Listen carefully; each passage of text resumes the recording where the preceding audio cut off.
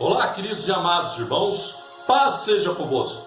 Hoje vamos falar um pouco sobre adversidades e aprender com elas e aprender com as adversidades da vida também, irmãos. As adversidades da vida são uma realidade na caminhada de todos os seres humanos, seja ela com maior ou menor intensidade. Será que podemos aprender algo durante esses períodos complicados em nossas vidas?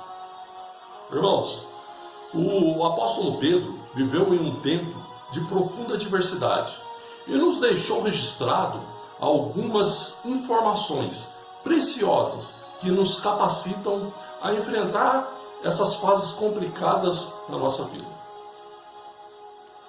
Irmãos, ele dá um grande conselho a todos nós. Veja bem, lançado sobre ele toda a vossa ansiedade, porque ele tem cuidado de vós. Irmãos, isso está em 1 Pedro, capítulo 5, versículo 7. O sentido do verbo lançar usado no texto bíblico é o mesmo do ato de arremessar uma bola. Ou seja, ela precisa sair da minha mão para que o lançamento aconteça. Este é um conselho fundamental para ser aplicado a todos os momentos de nossa vida. Precisamos lançar nossas preocupações. Isso é necessário porque a ansiedade tem o poder, irmãos, de consumir. Ela não é uma mera preocupação, mas sim aquela inquietação exagerada com o futuro, com eventos alarmantes ou com ainda ameaças imaginárias. E essas coisas todas precisam ser lançadas ao Pai que cuida de nós. Aliás, saber que Deus tem cuidado de nós é o melhor antídoto para os medos que podem invadir a nossa alma. O que tem inquietado o seu coração, irmãos? Irmãos, siga o conselho do apóstolo Pedro. Lance sobre o Senhor Jesus toda a sua ansiedade. Lembre-se do que disse o Mestre. Tem de bom ânimo, eu sou. Isso está em Marcos capítulo 6, versículo 50.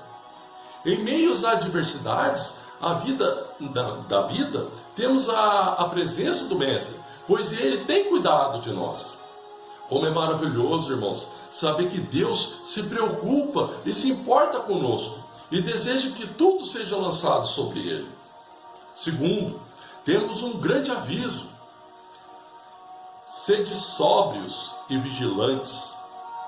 Está em 1 Pedro 5,8. Pedro agora traz a ideia de sobriedade e vigilância, que é um estado de lucidez, acompanhado da consciência dos perigos sutis e ocultos.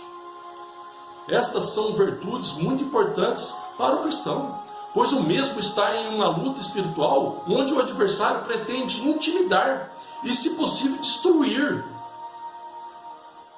Não é por acaso, irmãos, que tal adversário é comparado a um leão. Se por um lado, para os cristãos daquela época, tal ilustração apontava para o martírio, que os mesmos enfrentariam nas arenas, sendo devorados pelos leões, por outro lado também representa o inimigo à espreita dos cristãos hoje. Para não ceder a esses possíveis ataques, é necessário resistir firme na fé, irmãos. O Evangelho é composto de fatos que precisam ser conhecidos por nós. Portanto, uma exigência que o cristão apresente convicções claras quanto aos fundamentos de sua fé. E que sirva como consolo para todos nós, que as nossas provações e tentações não são exclusivas, pois ao redor do mundo muitas pessoas estão passando pelas mesmas lutas. Seja sóbrios e vigilantes. 3. Temos um grande consolo, irmãos. Deus de toda graça. Diante das adversidades, temos um grande consolo, pois nosso Deus é o Deus de toda graça. Ele tem atuado na história, restaurando o homem do seu estado de morte espiritual. Por meio de Jesus Cristo, é claro, que sofreu na cruz, mas venceu. recebemos o chamado divino para participarmos da sua eterna glória. Por esta razão, Deus mesmo pode nos aperfeiçoar, nos firmar, fortificar. Deus é aquele que nos torna forte, que nos cura, que estabelece os alicerces e nos faz raízes profundas, irmãos. Todas essas características são realidades quando seguimos as orientações da palavra e as colocamos em prática. Do contrário, seremos surpreendidos pela falta de fundamento. Como o próprio Senhor Jesus nos alertou, o que ouve a palavra e não pratica é comparado a um homem que edificou sua casa na areia, e quando chega a tempestade, é grande a destruição da casa. Está em Mateus 7, versículo 26. Amém, irmãos? Irmãos, é assim que devemos aprender com as adversidades da vida. Amém? Irmãos, esse é o recado que eu quero deixar para vocês hoje.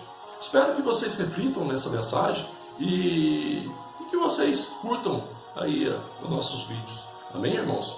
Irmãos, vou ficando por aqui. Um grande abraço a todos vocês. Deus os abençoe e até a próxima semana, em nome de Jesus. Um grande abraço, irmãos. Tchau!